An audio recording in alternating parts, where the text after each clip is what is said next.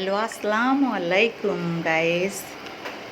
আমি আজকে ছোটোখাটো করে শর্টকাট করে একটা তরকারি রান্না করলাম। কাঁঠালের বিচি চিংড়ি মাছ দিয়ে ডাঁটা দিয়ে চচ্চড়ি। আমি ফ্রাই প্যানটা নিলাম, নিয়ে আমি তেল দিয়ে দিচ্ছি কড়াইতে। এখন আমি কাঁচা পেঁয়াজ কাঁচা মরিচ দিব। কাঁচা পেঁয়াজ আর কাঁচা মরিচ দিয়ে দিলাম। দিয়ে এখন এটাকে একটু নাড়াচাড়া করে লাল লাল করে নিলাম।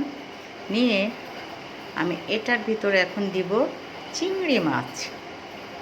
চিংড়ি মাছটা দিয়ে দিচ্ছি। দেওয়ার পরে এটাকে একটু নাড়াচাড়া করে আমি দিলাম শুধুমাত্র একটু জিরা বাটা, একটু হলুদ, একটু লবণ। আর কোনো মশলা কিন্তু আমি এটার ভিতরে দিব না। এটা ঝাল পেঁয়াজ কেটে দিয়েই রান্না করব আর কি। সবাই তো সবসময় মশলা খান, একটু মশলা আমি সাধারণভাবে একটু কম একটু পানি দিয়ে মশলাটা ভুনা ভুনা করে নিলাম। কম মশলা দিয়ে এভাবে রান্না করে খেয়ে দেখবেন, অনেক অনেক ভালো লাগবে। দেখেন ডাঁটা কাঁঠালের বিচি দিয়ে ঢেলে দিলাম আর কি। আমি চিংড়ি মাছটা একটু ভালো করে কষায় নিলাম। কষানোর পরে ডাঁটাটা একটু নাড়াচাড়া করে নিচ্ছি। রান্না করতে দেখেন ডাঁটাটা ভালো করে নেড়েচে নিলাম। একটু কষানো পানি দিয়ে দিচ্ছি ডাঁটায়। এখন আমি এটাকে একটু নাড়াচাড়া করে নিলাম। নাড়াচাড়াটা করে নিয়ে আমি এখন ঢাকনি দিয়ে ঢেকে দিব তরকারিটাকে। হ্যাঁ, আমি তরকারিটাকে ঢেকে দিলাম। এখন আমি দেখেন কেমন হয়েছে দেখছি। এই যে পানিটা টেনে গেছে, কষানো পানিটা।